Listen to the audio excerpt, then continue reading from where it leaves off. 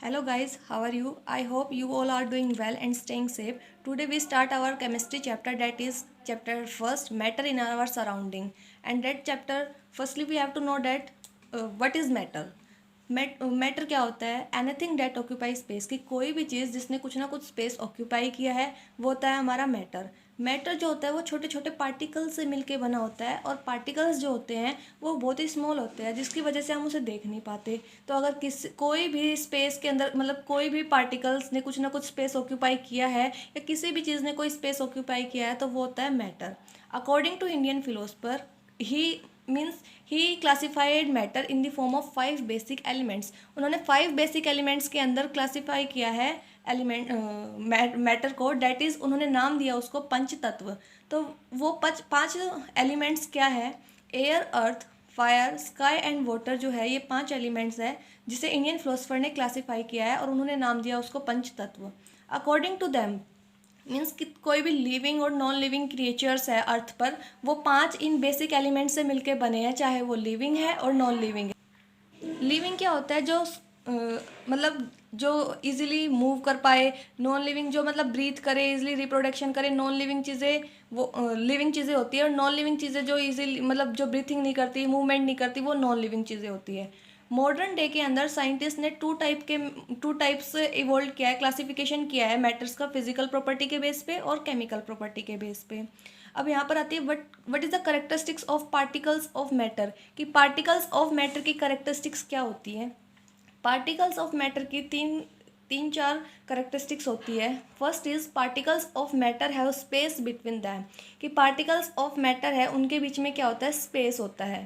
Particles of matter are continuously moving, कि particles of matter है वो कॉन्टीन्यूसली मूव करते हैं। Particles of matter continuously move क्यों करते हैं? मूविंग कैसे होती है? मूविंग होती है काइनेटिक एनर्जी की वजह से, क्योंकि पार्टिकल्स ऑफ मैटर के पास काइनेटिक एनर्जी होती है। और काइनेटिक एनर्जी का मतलब होता है कि रैंडमनेस आती है। और वो काइनेटिक एनर्जी जो होती है वो टेम्परेचर के डायरेक्टली प्रोपोर्शनल होती है। मीन्स अगर हमने टेम्परेचर को इंक्रीज़ किया है तो काइनेटिक एनर्जी बढ़ेगी। मीन्स जो पार्टिकल्स के अंदर जो मोशन आएगा वो और भी ज़्यादा फास्ट होगा, रैंडमनेस आ जाएगी। What is diffusion? डिफ्यूज़न क्या होता है कि अगर हम दो डिफरेंट टाइप के मैटर को अगर मिक्स कर दें, मतलब दो डिफरेंट टाइप के अगर मैटर को हमने मिक्स कर दिया तो वो होता है डिफ्यूज़न। डिफ्यूज़न जो अगर हम हीटिंग करेंगे तो डिफ्यूज़न उतना ही ज़्यादा फास्ट होगा। जितना ज़्यादा डिफ्यूज़न करेंगे उतनी ज़्यादा जितना ज़्यादा हीटिंग करेंगे उतना ही ज़्यादा डिफ्यूज़न हमारा फास्ट होगा। Particles of matter attract each other, means attract करते हैं, कुछ ना कुछ फोर्स ऑफ अट्रैक्शन होती है उनके बीच में। तो particles of matter have force acting between them, कि उनके बीच में कोई ना कोई फोर्स होता है जिसकी वजह से वो फोर्स ऑफ अट्रैक्शन शो करते हैं, अट्रैक्ट करते हैं एक दूसरे को। अब हमारे पास आता है next topic, that is states of matter, कि मैटर की कितनी स्टेट्स होती हैं। हमने अभी तक 3 स्टेट्स पढ़ी है, that is solid, liquid and gas. तो सॉलिड, लिक्विड एंड गैस जो है ये क्या है? States of matter. How states of matter arise, कि स्टेट्स ऑफ मैटर आती कैसे हैं। स्टेट्स ऑफ मैटर अराइज का मतलब है कि डिफरेंट स्टेट आती है। मीन्स सॉलिड से लिक्विड में बन जाना, लिक्विड से गैस में। तो ये जो होता है ये कैसे होता है? Due to the variation in the characteristics of the particle of matter, कि वेरिएशन का मतलब होता है डिफरेंस, कि करेक्टरिस्टिक्स ऑफ द पार्टिकल्स जो हमने अभी पढ़ी है इनके बीच में वेरिएशन आता रहता है। मतलब कुछ ना कुछ बार बार वेरिएट डिफरेंस शो करती है। इस वजह से स्टेट ऑफ मैटर जो है वो सॉलिड, लिक्विड और गैस, मतलब 3 डिफरेंट टाइप की स्टेट शो करती है। What is solid, what is liquid and what is gas? The question is, firstly we study about solid. What is solid? Solid have definite shape, definite volume. कि solid के पास क्या होता है? Definite shape होती है, definite volume होती है। Means वो रिजिड होती है नेचर में। हम उसको कभी भी, अगर सॉलिड चीज़ है कोई, तो हम उसको डिफरेंट शेप नहीं दे सकते।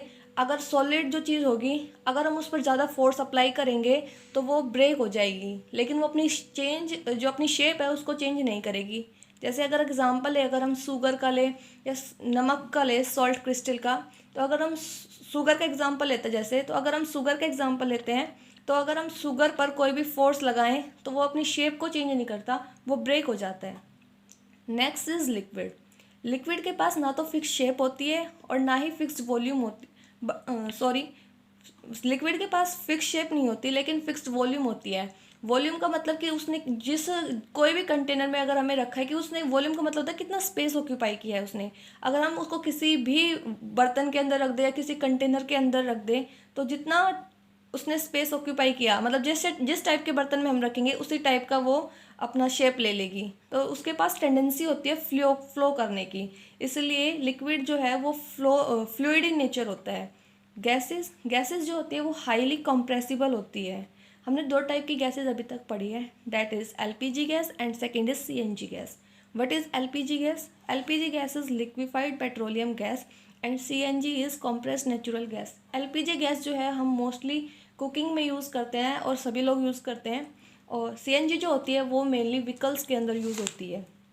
गैसेस के अंदर डिफ्यूज़न हमने पढ़ा था, इंटरमिक्सिंग होती है दो मैटर्स की। तो गैसेस जो है वो डिफ्यूज़न ज़्यादा फास्ट शो करती है than solid and liquid. Solid और लिक्विड से जो गैसेस होता है वो ज़्यादा फास्ट डिफ्यूज़न शो करता है। Solid, liquid and gas can diffuse into liquid, कि सॉलिड, लिक्विड और गैस जो है वो लिक्विड के अंदर डिफ्यूज़ हो सकते हैं। अब क्वेश्चन है, the smell of hot cooked food reaches us faster why, कि जो स्मेल होती है हॉट कुकड फूड की वो हमारे पास फास्टर, मतलब वो हमारे पास पहले पहुंच जाती है। मीन्स अगर खाना गर्म है तो उसकी स्मेल हमारे पास आ जाती है, और अगर ठंडा हो गया तो नहीं आती। तो क्यों?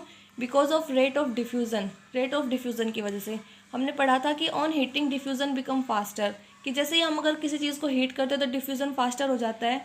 तो यहाँ पर क्या है, खाना हॉट है, हॉट मतलब हीट किया है हमने उसको, तो हीटिंग हो रही है तो डिफ्यूज़न फास्ट हो रहा है। इसी वजह से डिफ्यूज़न जो है, रेट ऑफ डिफ्यूज़न फास्टर होता है, इसलिए smell of hot cooked food है वो हमारे नोज तक फास्टर पहुँचती है as compared to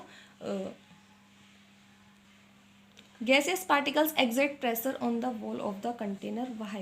The next question is कि गैसियस पार्टिकल्स जो होते हैं वो प्रेशर एग्जर्ट्स करते हैं किसके ऊपर? Wall of the container. कि किसी भी कंटेनर के अंदर अगर हमने गैस को रखा है तो वो कुछ ना कुछ प्रेशर लगा रहा है। तो वो क्यों लगाता है? क्योंकि गैसियस पार्टिकल्स हमें पता है कि बहुत दूर दूर होते हैं। ऐसे सॉलिड के अंदर तो पार्टिकल्स बहुत ही पास पास होते हैं, लेकिन गैस के अंदर पार्टिकल्स जो होते हैं वो बहुत ही दूर दूर होते हैं। तो उनके अंदर क्या होता है कि अगर हम उनके अंदर आती है रैंडमनेस। और रैंडमनेस क्यों आती है? क्योंकि उनके अंदर काइनेटिक एनर्जी होती है। काइनेटिक एनर्जी की वजह से क्यों आती है? रैंडमनेस आती है। जब रैंडमनेस आएगी तो रैंडमनेस भी अगर हम उनको ज़्यादा टेम्परेचर दे दें तो रैंडमनेस बढ़ जाती है, काइनेटिक एनर्जी बढ़ जाती है। तो वो क्या करेंगे? हिट करेंगे किसको? वॉल ऑफ द कंटेनर को, कि एक दूसरे को कोलाइड करेंगे और वॉल ऑफ द कंटेनर को कोलाइड करेंगे। तो इससे क्या होगा? Pressure exerted by a gas is because of force exerted by the particles. अब एक दूसरे को कोलाइड करेंगे, एक दूसरे को करेंगे तो कुछ ना कुछ फोर्स अप्लाई करेंगे। तो force exerted by the particle per unit area, कि कितना फोर्स एक्सर्ट किया है पार्टिकल ने पर यूनिट एरिया के हिसाब से।